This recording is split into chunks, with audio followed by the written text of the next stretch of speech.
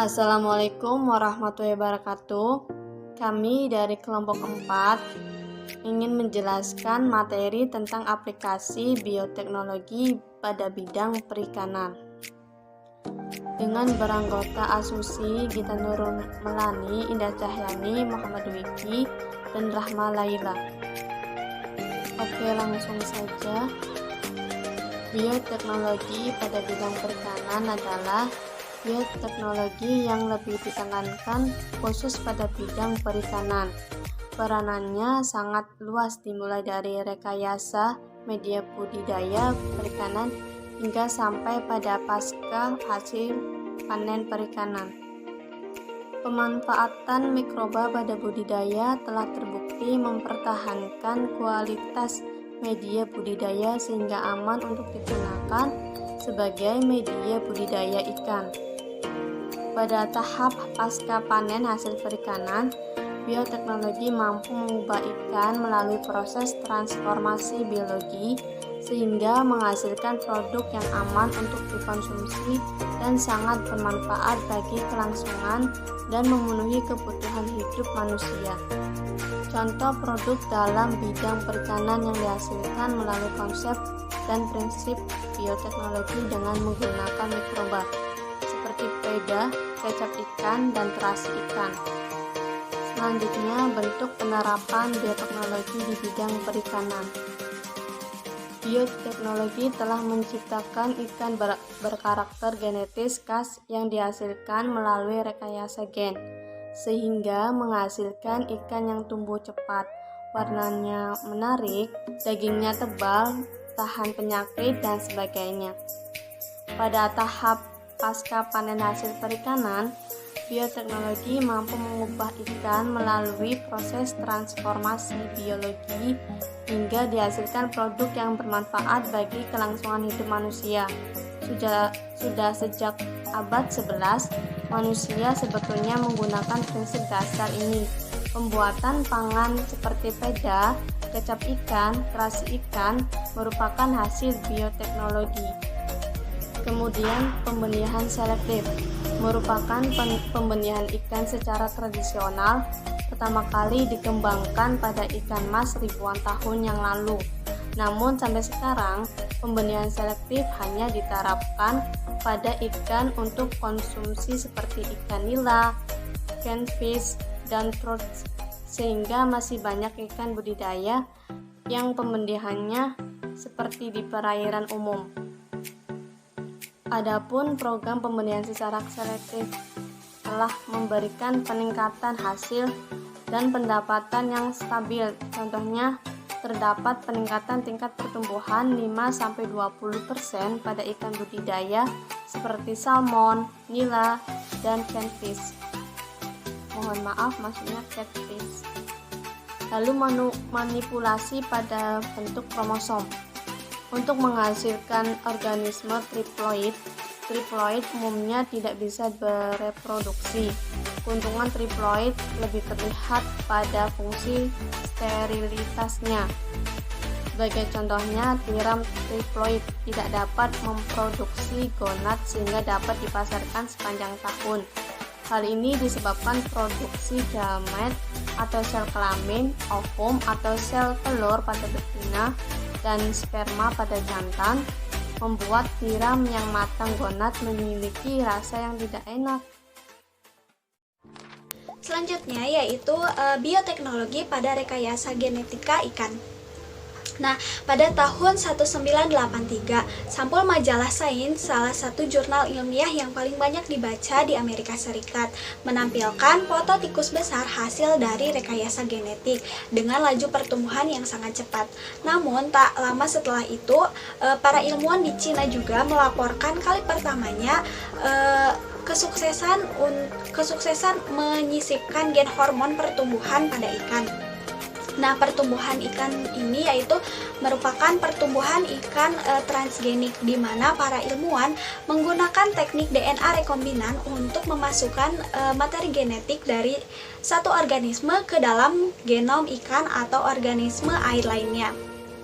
Nah, berkembangnya kemampuan memodifikasi hewan secara genetik mengakibatkan pesatnya penelitian tentang rekayasa genetik organisme akuatik atau genetical modifikasi organism.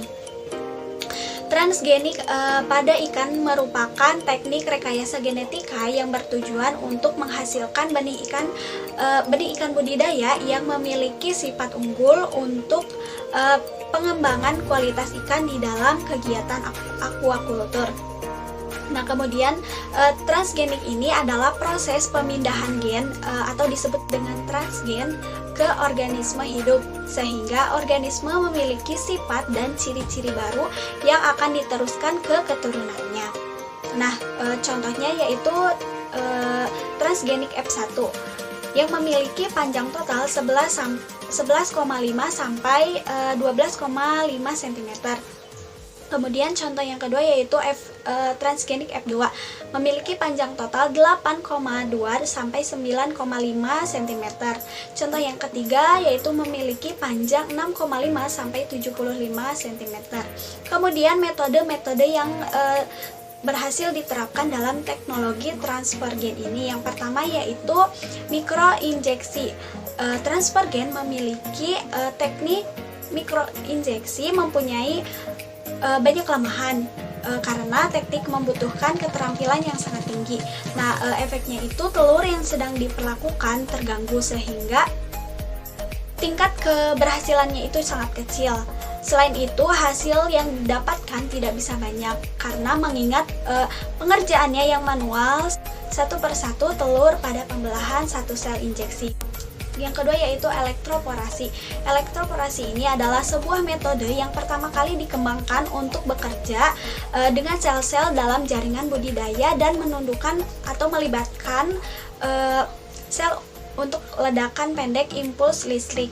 Nah, keuntungan utamanya dari elektroporasi ini atas microinjection adalah bahwa tidak perlu menangani dan memanipulasi telur secara individual. Nah, elektroporasi ini telah dicoba pada telur ikan, tetapi kesulitannya adalah bahwa telur cukup besar dan memiliki korion. Kemudian yang ketiga yaitu transveksi. Metode transfer gen yang bertujuan untuk menguji aktivitas promoter, salah satunya dengan metode transveksi ke sel kultur. Lebih cocok digunakan untuk ikan yang mempunyai ukuran telur kecil, kemudian karion tipis dan daya tetas tinggi seperti halnya udang. Selain itu juga hal-hal yang perlu diperhatikan dalam pembuatan ikan transgenik.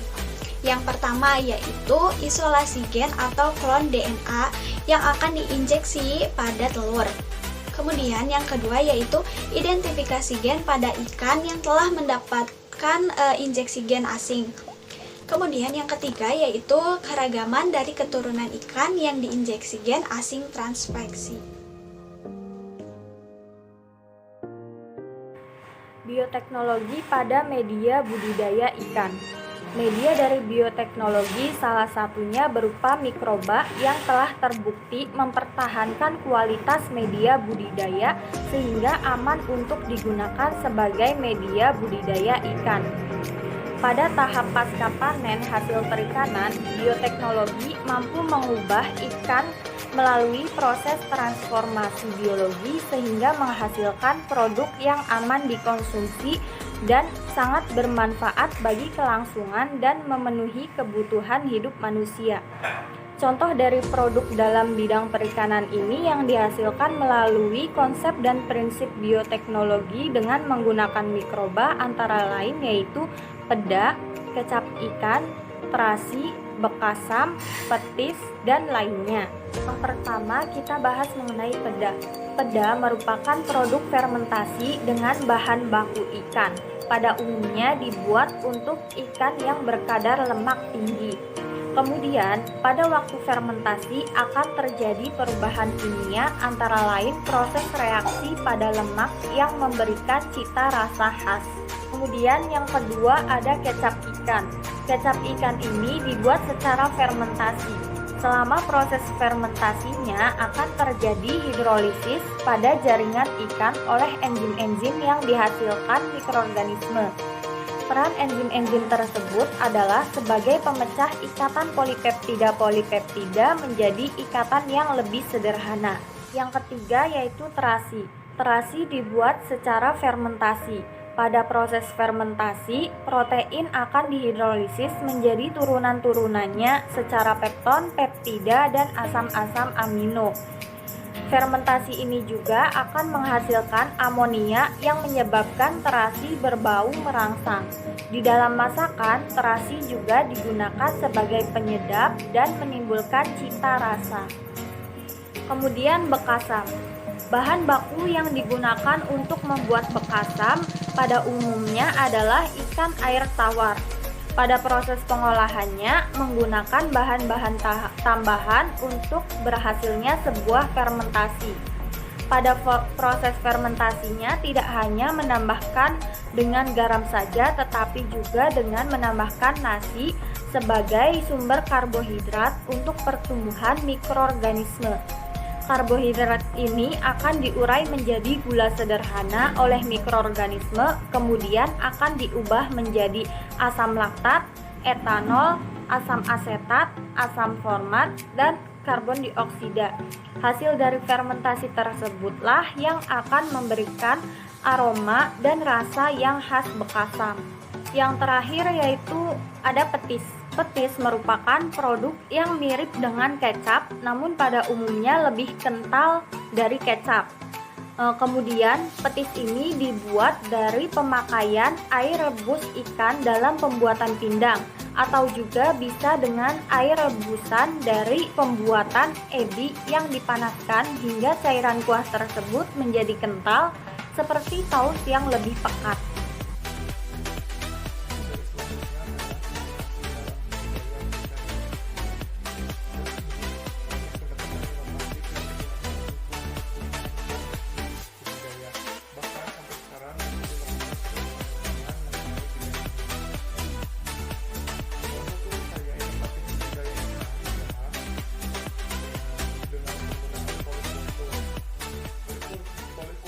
Dalam budidaya ikan digunakan sebagai pemberi nutrisi ataupun makanan bagi ikan.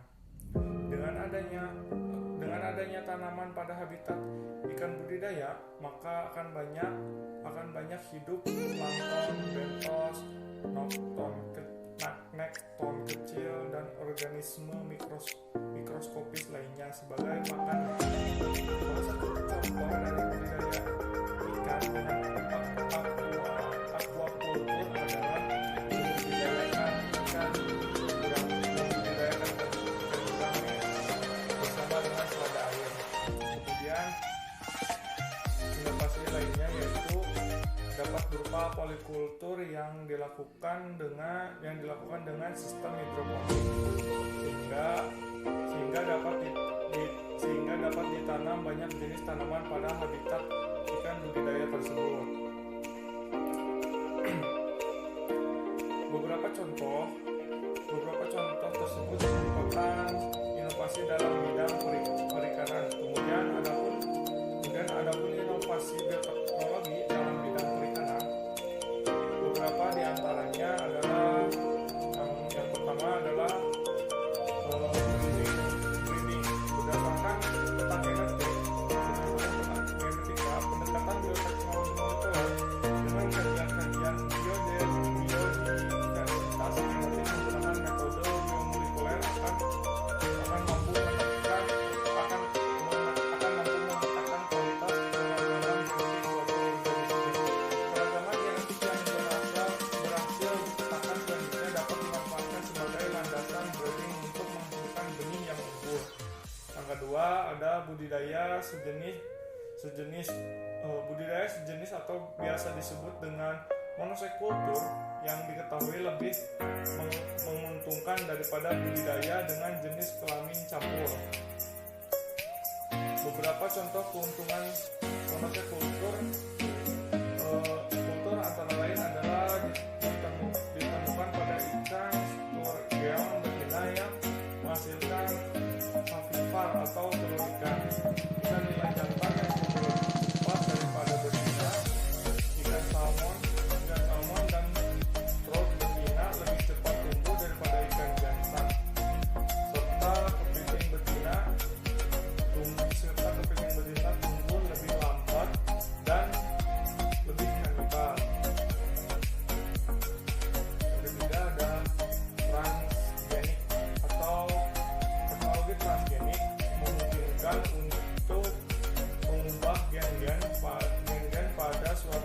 spesies kepada spesies yang lain.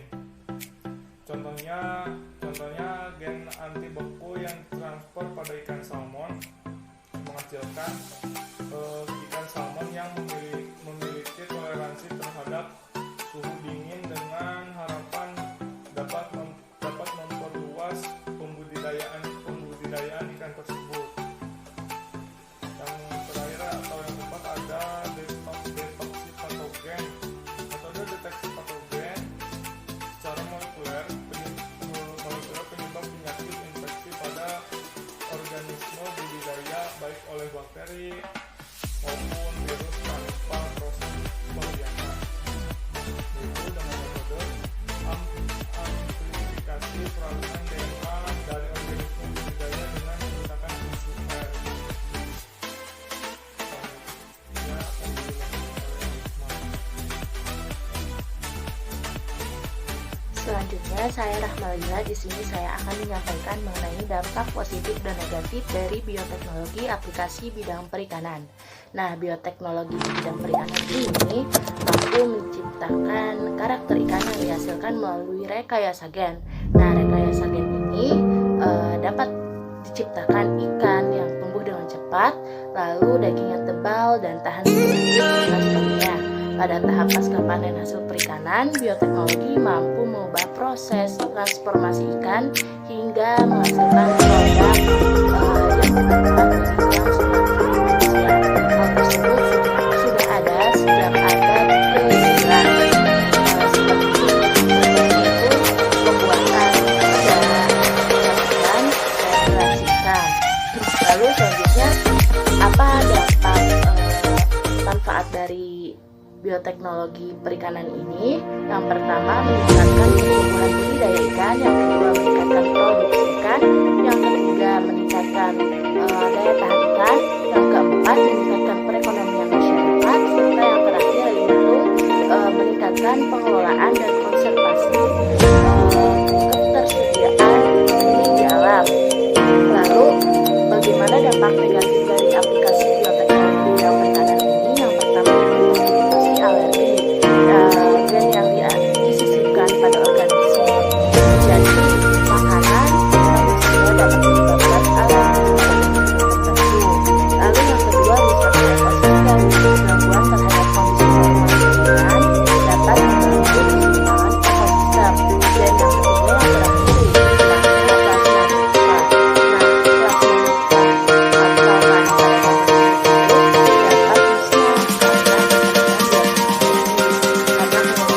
Dan yang ketiga, yang terakhir, terima kasih.